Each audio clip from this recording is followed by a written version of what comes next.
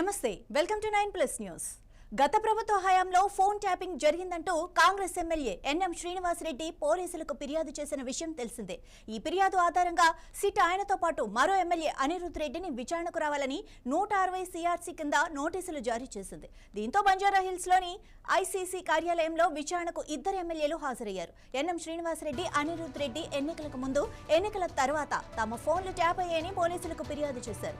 ఇప్పటికే సిట్ అనేక మందిని ఈ ఫోన్ ట్యాపింగ్ కేసులో విచారించిన సిట్ ఎన్నికల సమయంలో వీరిద్దరి ఫోన్లు ట్యాప్ అయినట్లు గుర్తించింది।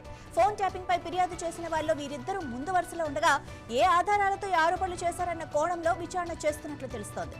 గతంలోనూ ఒకసారి విచారణకు రావాలని నోటీసులు ఇవ్వగా అనివార్య కారణాలతో హాజరు కాలేకపోయినట్లు తెలిపారు। దీంతో మరోసారి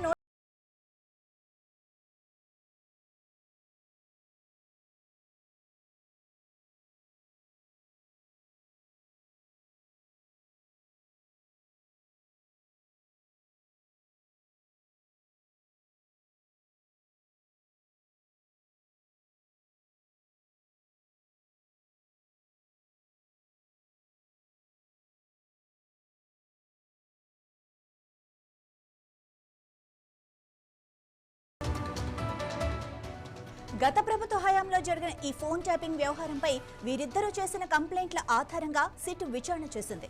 ఈ క్రమంలో సేకరించిన ఎవిడెన్స్ ను వారిద్దరి ముందు ఉంచి ప్రశ్నిస్తోంది। విచారణలో ఇద్దరు ఎమ్మెల్యేలు ఇచ్చే స్టేట్మెంట్ ను సిట్ రికార్డ్ చేయనుంది। సిట్ విచారణ అనంతరం ఎన్ఎం శ్రీనివాస్ రెడ్డి, అనిరుద్ రెడ్డి మీడియాతో మాట్లాడే ఛాన్స్ ఉండగా వారిద్దరూ ఏం చెప్తారన్న దానిపై ఆసక్తి నెలకొంది।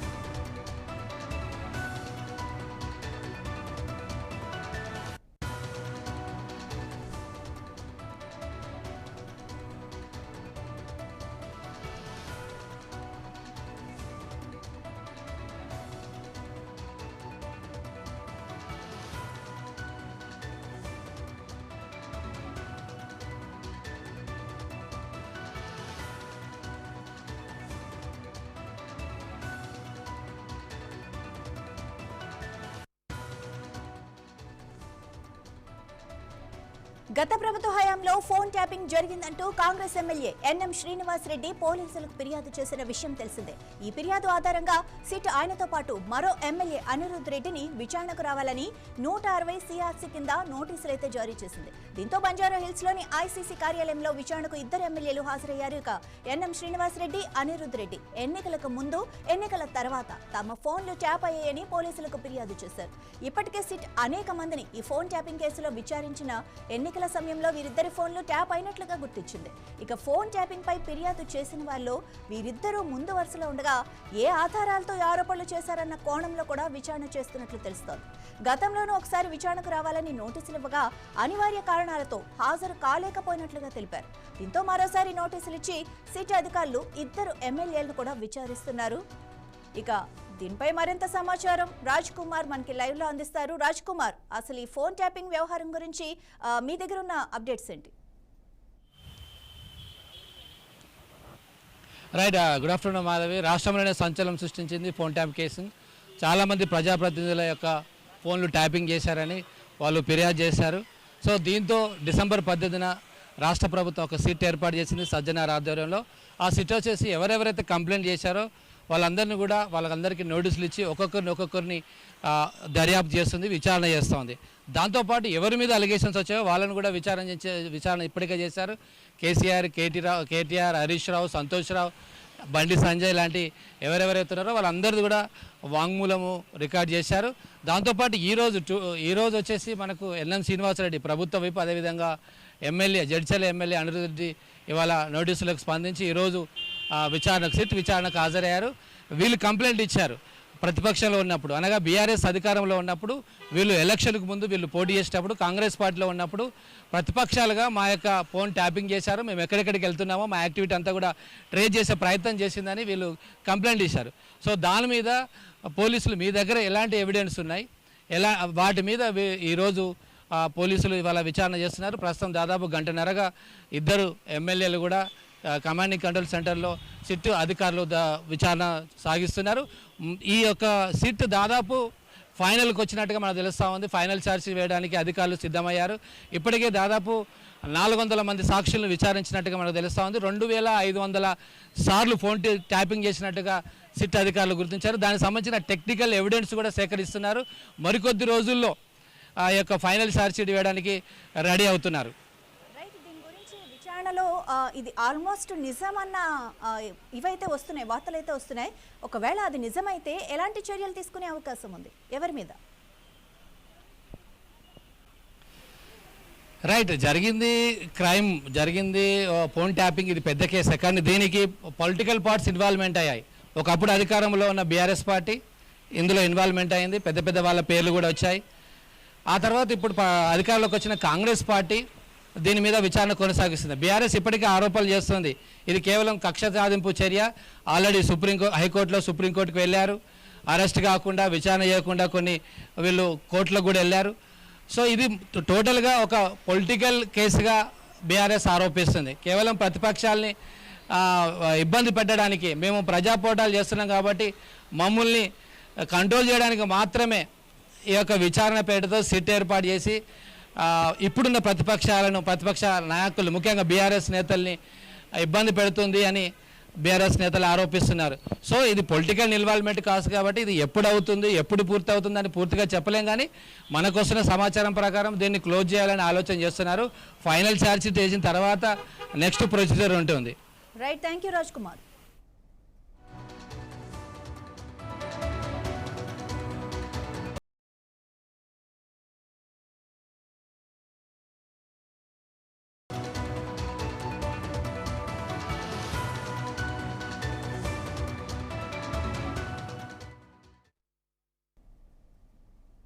కర్ణాటక రాజకీయాల్లో కేబినెట్ విస్తరణ అంశం ఆసక్తికర మలుపులు తిరుగుతోంది. మంత్రివర్గ విస్తరణతో పాటు పార్టీ సంస్థాగత నియామకాలపై కాంగ్రెస్ అధిష్టానం కసరత్తు ముమ్మరం చేసింది. ఈ నేపథ్యంలో ముఖ్యమంత్రి సిద్ధరామయ్య, ఉప ముఖ్యమంత్రి డీకే శివకుమార్ ఢిల్లీలో కాంగ్రెస్ అగ్రనేతలతో కీలక సమావేశం నిర్వహించనున్నారు. రాష్ట్ర రాజకీయాల్లో చోటు చేసుకుంటున్న పరిణామాల మధ్య సిద్ధరామయ్య కుటుంబానికి రాజ్యసభ సీటు అవకాశం కల్పించే ప్రతిపాదనను అధిష్టానం పరిశీలించినట్లుగా రాజకీయ వర్గాల్లో ప్రచారం జరుగుతోంది. అయితే తాను రాష్ట్ర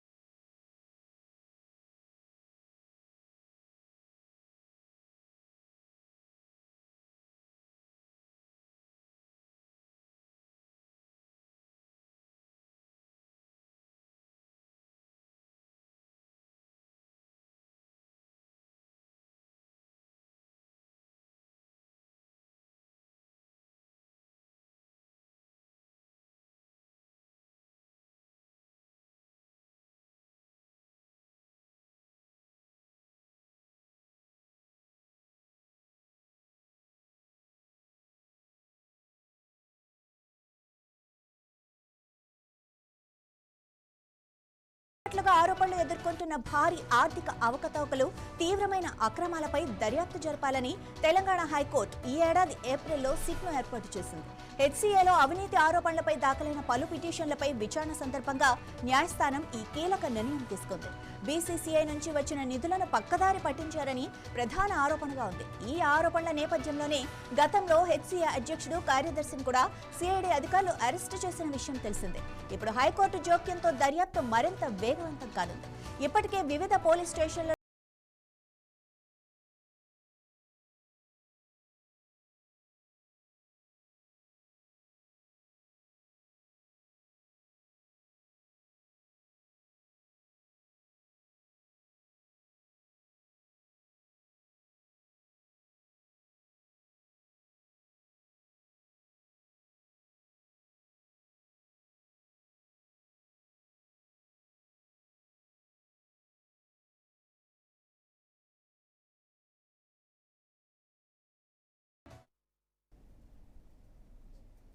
ఆంధ్రప్రదేశ్ రాష్ట్రంలో గ్రామ పంచాయతీల ఆదాయం పెంపుపై డిప్యూటీ సీఎం పవన్ కళ్యాణ్ గట్టిగా దృష్టి సారించారు. స్థానిక సంస్థల ఆర్థిక పరిస్థితి, పన్నుల వసూళ్ల తీరుపై పంచాయతీరాజ్ శాఖ అధికారులతో ఆయన ఉన్నత స్థాయి సమీక్ష నిర్వహించారు.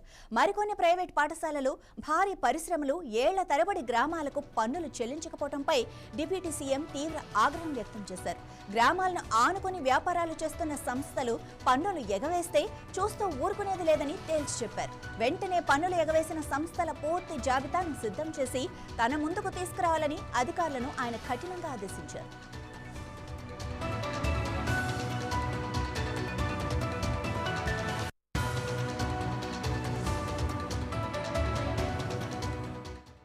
గ్రామ పంచాయతీల పరిధిలో ఉంటూ ఆర్థికంగా బలోపేతమవుతున్న అనేక విద్యా సంస్థలు, కర్మాగారాలు పన్నుల చెల్లింపులో మాత్రం పూర్తి స్థాయి నిర్లక్ష్యం వహిస్తున్నాయి. ఈ విషయంపై తాజా సమీక్షలో అధికారులను పవన్ కళ్యాణ్ గట్టిగా నిలదీశారు. గ్రామాలకు రావాల్సిన చట్టబద్ధమైన ఆదాయానికి గండి కొడితే ఎంతటి పెద్ద సంస్థలైనా ఉపేక్షించే ప్రసక్తే లేదని ఆయన స్పష్టం చేశారు. ఇక వెంటనే క్షేత్రస్థాయిలో పరిశీలనలు జరిపి పన్నులు కట్టని పాఠశాలలు, పరిశ్రమల వివరాలతో ఒక సమగ్ర నివేదిక రూపొందించాలని అధికారులకు దిశానిర్దేశం చేశారు. గ్రామ పంచాయతీలను స్వయం సమృద్ధి దిశగా నడిపించడమే తమ ప్రభుత్వ ప్రధాన లక్ష్యమని ఆయన గుర్తు చేశారు. ప్రస్తుతం పేరుకుపోయిన పన్ను బకాయిలను కఠినంగా వసూలు చేసేందుకు పంచాయతీరాజ్ శాఖకు పూర్తి స్వేచ్ఛనిస్తున్నట్లుగా వెల్లడించారు. మొండి బకాయిలు వసూలు కాకపోతే ఆయా సంస్థలపై కఠిన చర్యలు తీసుకునేందుకు ప్రభుత్వం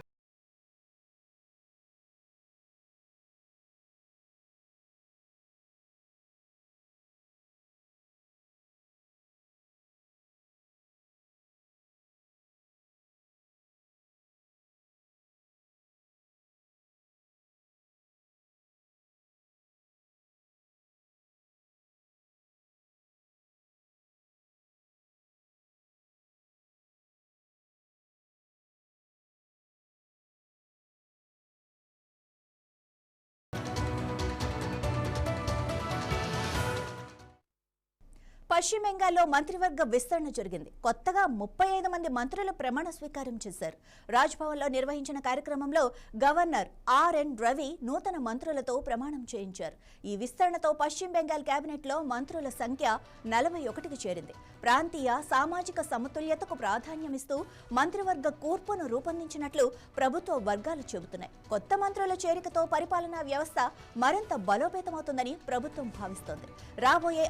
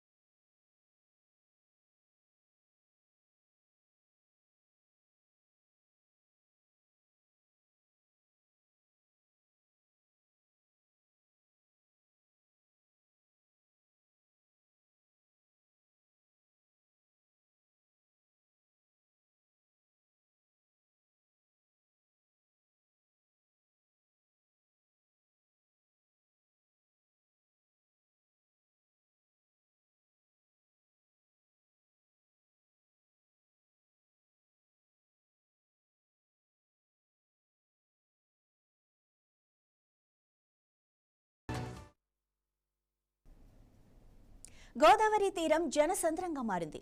లక్షలాది భక్తుల శివనామ స్మరణతో కాళేశ్వరం పులకించిపోయింది. 12 రోజుల పాటు అంగరంగ వైభవంగా జరిగిన సరస్వతి అంత్య పుష్కరాలు ముగిశాయి. తెలంగాణ, ఆంధ్రప్రదేశ్, మహారాష్ట్ర, ఛత్తీస్గఢ్ నుంచి భారీ సంఖ్యలో భక్తులు తరలివచ్చారు. త్రివేణి సంగమంలో పుణ్య స్నానాలు ఆచరించి కాళేశ్వర ముక్తీశ్వర స్వామిని దర్శించుకున్నారు. పుష్కరాల చివరి రోజు భక్తుల రద్దీ తారస్థాయికి చేరింది.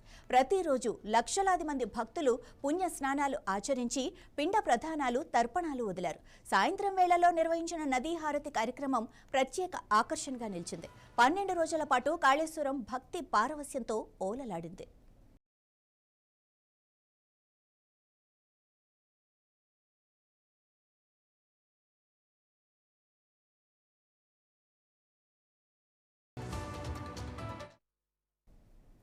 తెలంగాణ ప్రభుత్వం భక్తుల కోసం అన్ని ఏర్పాట్లు పూర్తి చేసింది. ఎలాంటి అవాంఛనీయ సంఘటనలు జరగకుండా పటిష్టమైన భద్రతా చర్యలు తీసుకుంది. ఇక పుష్కరాల ప్రారంభం రోజున మంత్రులు దుద్దిళ్ల శ్రీధర్ బాబు, కొండా సురేఖ స్వామివారిని దర్శించుకొని పుణ్య స్నానాలు ఆచరించారు. ఈ పుష్కరాలు మే 21న ప్రారంభమై జూన్ 1వ తేదీ వరకు కొనసాగాయి. ముఖ్యంగా వారాంతాల్లో భక్తుల సంఖ్య విపరీతంగా పెరిగింది. చివరి శని, ఆదివారాల్లో అయితే జనం పోటెత్తారు. స్నాన ఘట్టాలన్నీ భక్తులతో కిటకిటలాడాయి. పుష్కరాల విజయవంతానికి అధికారులు, పోలీసులు, స్థానిక ప్రజాప్రతినిధులు రేయింబవళ్లు శ్రమించారు. పారిశుధ్య కార్మికులు ఎప్పటికప్పుడు ఘాట్లను శుభ్రం చేస్తూ భక్తులకు అసౌకర్యం కలగకుండా చూశారు.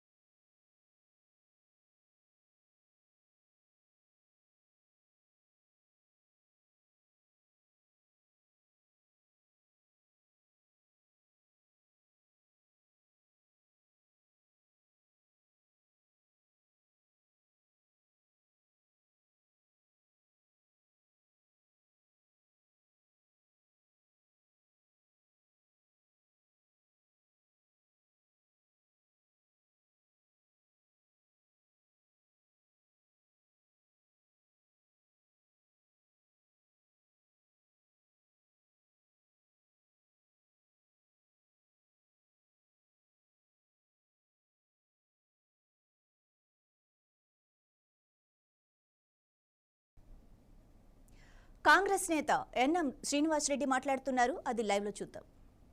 గెలవడం కోసం ప్రజాప్రతినిధుల టెలిఫోన్లు కావచ్చు, కంటెస్ట్ చేసే నాయకుల టెలిఫోన్లు ట్యాపింగ్ కావచ్చు, కుటుంబ సభ్యుల ఫోన్ ట్యాపింగ్ కావచ్చు, వ్యాపారస్తుల ఫోన్లు ట్యాపింగ్ కావచ్చు, లేదు భయభ్రాంతులకు గురి చేయడానికి పోలీసు వ్యవస్థను ఉపయోగించుకునే తీరు ఖచ్చితంగా ఇన్వెస్టిగేట్ చేసి దోషులను శిక్షించాలి. వాళ్ళు ఎంతటి వాళ్ళైనా సరే, ఎంతటి ఉన్నతమైన స్థానంలో కూర్చున్నా సరే, చివరికి ముఖ్యమంత్రి స్థానంలో ఉన్నవారైనా సరే, డీజీపీ స్థానంలో ఉన్నవారైనా సరే, ఇంటెలిజెన్స్ ఐజీగా, డీజీగా ఉన్నవారైనా సరే, కింద ఉన్న కానిస్టేబుల్ స్థాయి నుంచి పైన ఉన్న డీజీపీ దాకా, కింద ఉన్న ప్రజాప్రతినిధులు, ఎమ్మెల్యేల స్థాయి నుంచి మంత్రులు, ముఖ్యమంత్రి దాకా ఎవరైతే ఈ ఫోన్ ట్యాపింగ్లో ప్రత్యక్షంగా పరోక్షంగా పాలు పంచుకున్నారో వాళ్ళందరికీ కూడా కఠినమైన శిక్షలు, చట్టాలను అనుసరించి వేయాలన్న తాపత్రయంతో మేము అందరం కలిసి ఫోన్ ట్యాపింగ్ మీద కంప్లైంట్ ఇవ్వడం జరిగింది. పోలీసు వాళ్ళు విచారణ చేస్తూ ఉన్నారు. నాకు నమ్మకం ఉంది న్యాయ వ్యవస్థ మీద, కోర్టుల మీద, ఇప్పుడు విచారణ జరుపుతున్న అధికారుల మీద ఖచ్చితంగా పకడ్బందీ కేసు నిర్మాణం చేసి కోర్టుకు సమర్పించి ఛార్జ్షీటు, తద్వారా దోషులకు కఠినంగా శిక్ష పడుతుందని చెప్పి ప్రజాస్వామ్యవాదులుగా మేము నమ్ముతా ఉన్నాం. అక్కడ ప్రెస్ మీట్ ఉంటుంది, అక్కడ అందమ్మా విప్ గారు మాట్లాడేసారు కదా, అక్కడ అంతే కదా.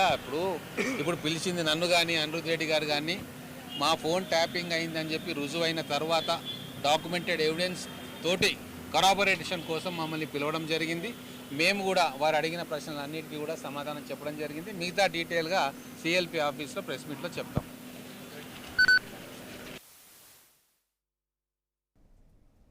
ప్రేమించాడు, పెళ్లి చేసుకుంటానని నమ్మించాడు, కానీ చివరికి మాట మార్చాడు. దీంతో మనస్తాపానికి గురైన ఓ మైనర్ బాలిక తన జీవితాన్ని అర్ధంతరంగా ముగించింది.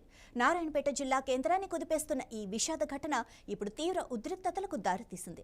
ప్రేమ పేరుతో జరిగిన ఈ మోసం ఒక నిండు ప్రాణాన్ని బలిగొంది. ఈ సంఘటనతో పట్టణంలో ఆగ్రహ జ్వాలలు ఎగసిపడుతున్నాయి.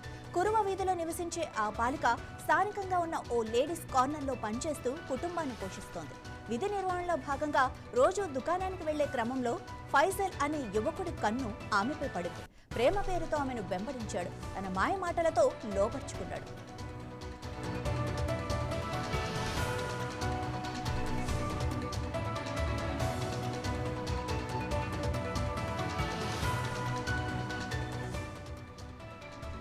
కొంతకాలంగా వీరి ప్రేమ వ్యవహారం సాగుతూనే ఉంది. అయితే పెళ్లి ప్రస్తావన వచ్చేసరికి ఫైజల్ అసలు రంగు బయటపడింది. పెళ్లి చేసుకోవాలని ఆ బాలిక కోరగా అతడు ముఖం చాటేశాడు. గత ఆదివారం ఇదే విషయంపై ఇద్దరి మధ్య తీవ్ర వాగ్వాదం జరిగింది. పెళ్లికి తాను సిద్ధంగా లేనని ఫైజల్ తేల్చి చెప్పడంతో ఆ మైనర్ బాలిక తీవ్ర ఆవేదనకు గురైంది. ఆ అవమానాన్ని తట్టుకోలేకపోయింది. ఇంట్లో ఎవరూ లేని సమయంలో ఫ్యాన్కు ఉరేసుకొని ఆత్మహత్యకు పాల్పడింది. విషయం తెలుసుకున్న పోలీసులు వెంటనే ఘటనా స్థలానికి చేరుకున్నారు. కేసు నమోదు చేసి నిందితుడు ఫైజల్ను అదుపులోకి తీసుకొని విచారణ జరుపుతున్నట్లు సిఐ శివశంకర్ ప్రకటించారు. ఈ ఘటనపై హిందూ సంఘాలు తీవ్ర ఆగ్రహం వ్యక్తం చేస్తున్నాయి. ఇది సాధారణ ఆత్మహత్య కాదని, లవ్ జిహాద్లో భాగంగానే జరిగిందని ఆరోపిస్తున్నాయి. బాలిక మృతికి నిరసనగా ఇవాళ నారాయణపేట పట్టణ బంద్కు పిలుపునిచ్చాయి. బంద్లో భాగంగా ఉదయం ఆర్టీసీ డిపో ముందు బీజేపీ, విశ్వ హిందూ పరిషత్ నాయకులు బైఠాయించారు. బస్సులను అడ్డుకునే ప్రయత్నం చేయడంతో పోలీసులు వారిని అదుపులోకి తీసుకున్నారు. బీజేపీ నేత నాగూరావు నామాజీ, వీహెచ్పీ నాయకులు శివకుమార్, మురళీ భట్టర్తో పాటు పలువురు కార్యకర్తలను పోలీస్ స్టేషన్కు తరలించారు. అయినప్పటికీ పట్టణంలో వ్యాపారులు స్వచ్ఛందంగా దుకాణాలు మూసివేసి బంద్ పాటిస్తున్నారు.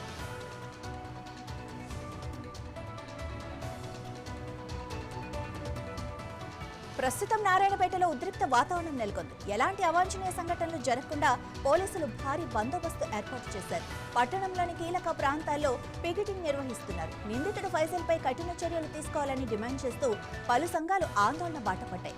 అతనిపై మైనర్ బాలిక ఆత్మహత్యకు ప్రేరేపించినందుకు భారతీయ న్యాయ సంహిత సెక్షన్ 108 కింద కేసు నమోదు చేసి దర్యాప్తు చేస్తున్నారు. మరిన్ని సెక్షన్లు కూడా చేర్చే అవకాశం కనిపిస్తోంది. బాలిక మృతదేహానికి పోస్టు మార్టం నిర్వహించి కుటుంబ సభ్యులకు అప్పగించారు. వారి రోదనలైతే మిన్నంటున్నాయి.